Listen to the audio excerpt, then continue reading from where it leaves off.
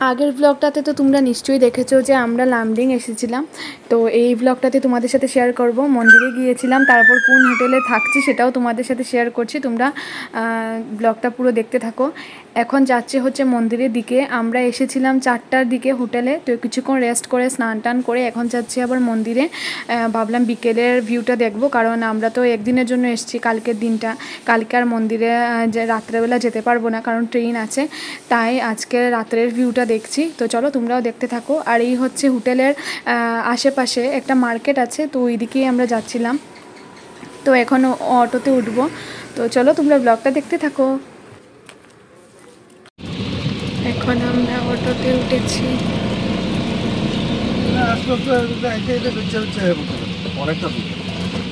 কিন্তু এখানে অটোতে এই দেখো দরজা নেই।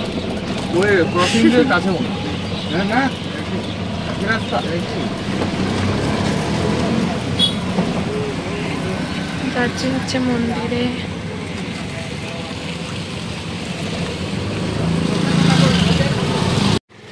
এই যে দেখতে পাচ্ছ, এটা হচ্ছে মন্দিরের মেইন গেট। এখান থেকে নো এন্ট্রি, তাই এখান থেকে আমরা পায়ে হেঁটেই যাব। দেখতেই পাচ্ছ সামনে এই যে পুলিশ দাঁড়িয়ে আছে, আর ওই হচ্ছে একটা রেলওয়ে গেট আছে। আর এখন যাব হচ্ছে ওই দিকে। অনেক ভিড় আছে। ওই দিন ছিল মঙ্গলবার, আর শীতলা পূজা তো মঙ্গলবার শনিবারই হয়ে থাকে, তাই ওই দিন একটু ভিড়ও বেশি ছিল। তাই আমরা এই যে দেখতেই পাচ্ছ অনেকটা পথ আমরা হেঁটে হেঁটে যাচ্ছি। এখানে একটা মেলাও বসেছে। তো চলো তোমরা দেখতে থাকো। আমাদের ছিল বুধবারে রাতের ট্রেন, তাই রাতের যে সাজানো বা লাইটিং এগুলো তো আমরা দেখতে পারবো না। তাই আমরা আজকেই বেরিয়েছি যে একটু মন্দিরও মাকে দর্শন করব। আর আজকে আর পুজো দেবো না, কারণ যেহেতু জার্নি করে এসেছি, খুব টায়ার্ডও ছিলাম, আর মঙ্গলবার তো, তাই একটু ভিড়ও ছিল। তাই আমরা আজকে আর অঞ্জলি দেবো না। আজকে ভাবলাম চলো একটু মেলাটা ঘুরে আসি আর মাকে দর্শন করে আসি। তো এই আমরা বেরিয়েছি। আর অনেক সুন্দর সাজিয়েছে, তোমরা দেখতেই পাচ্ছ অনেকটা পথ এই রকম লাইটিং করেছে। ভীষণ সুন্দর লাগছিল দেখে, খুব সুন্দর লাইটিং করেছে, তোমরা দেখতেই পাচ্ছ।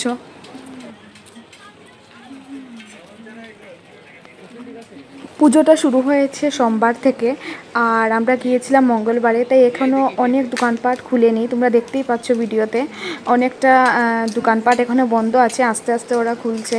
আর এখনও অনেক লোক আছে। আমরা গিয়েছিলাম ধরো 8টার দিকে, তাই অনেকটা ভিড় ছিল। আর দোকানপাটও কিছুটা বন্ধ পেয়েছি। তো মেলাটা আছে 8 তারিখ পর্যন্ত। তোমরা যারা যারা যাওনি তারা নিশ্চয়ই যেতে পারো। মায়ের মূর্তিটা দেখে তোমাদেরও খুব ভালো লাগবে, ভীষণ সুন্দর। তো চলো তোমরা দেখতে থাকো, মায়ের দর্শন করো তোমরাও।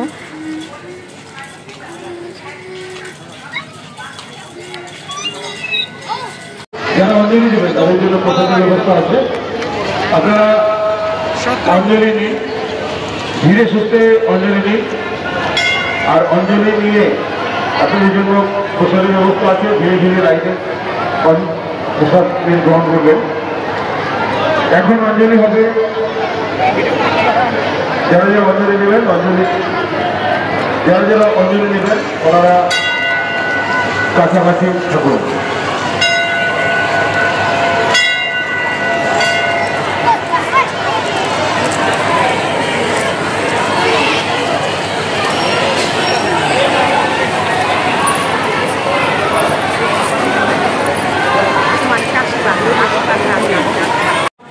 এখানে পাওয়া যাচ্ছিল মহাপ্রসাদ। আর প্রসাদ যেটা হচ্ছে 50 টাকা 100 টাকা, এইটার মধ্যে ছিল মায়ের কাঁচা প্রসাদ।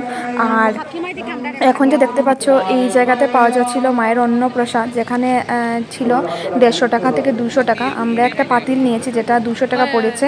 তো এখানে আমরা ওইটাই বলছিলাম যে এটা এখানে খাওয়া যাবে না, আমরা হোটেলে গিয়ে খাবো। তোমাদের সাথেও শেয়ার করবো কী কী দিয়েছে প্রসাদে। তারপর আমরা এখানে দাঁড়িয়ে মন্দিরটা ভালো করে দেখছিলাম। রাতের মন্দির দেখতে ভীষণ সুন্দর লাগছিল, কারণ এখানে অনেক লাইটিং দেখতে পাচ্ছ তোমরা। আর ভিড় দেখো কতটা ছিল। আর মন্দিরটা না খুব বড় ছিল, খুব বড়, মানে মায়ের মূর্তিটা যতটা বড় মন্দিরটা তার থেকেও দেখতে পাচ্ছ কতটা সুন্দর। মায়ের মূর্তিটা তো অসাধারণ, ভীষণ সুন্দর মায়ের মূর্তিটা। আর এই যে দেখতে পাচ্ছ এগুলো হচ্ছে দরজায় লাগানো হয়।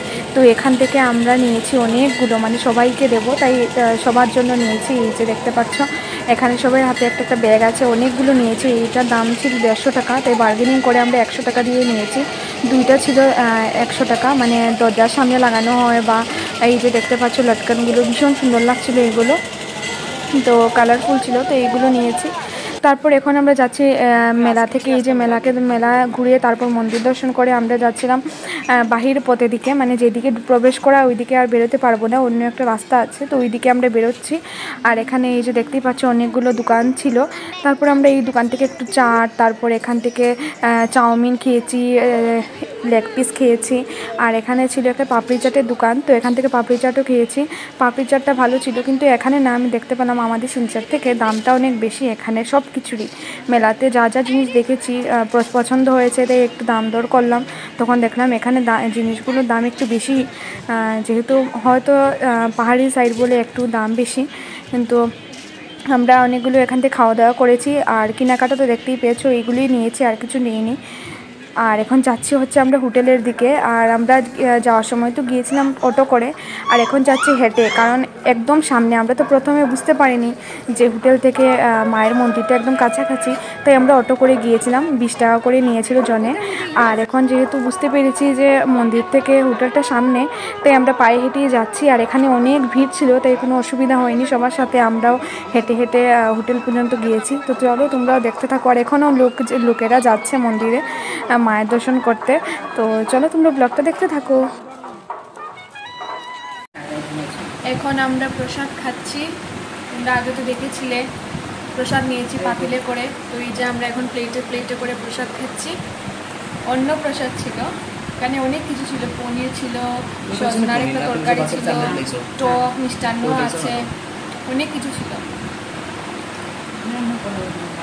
তো এটা খেয়ে আজকে ঘুমিয়ে পড়বো, কারণ এখানে অনেক প্রসাদ।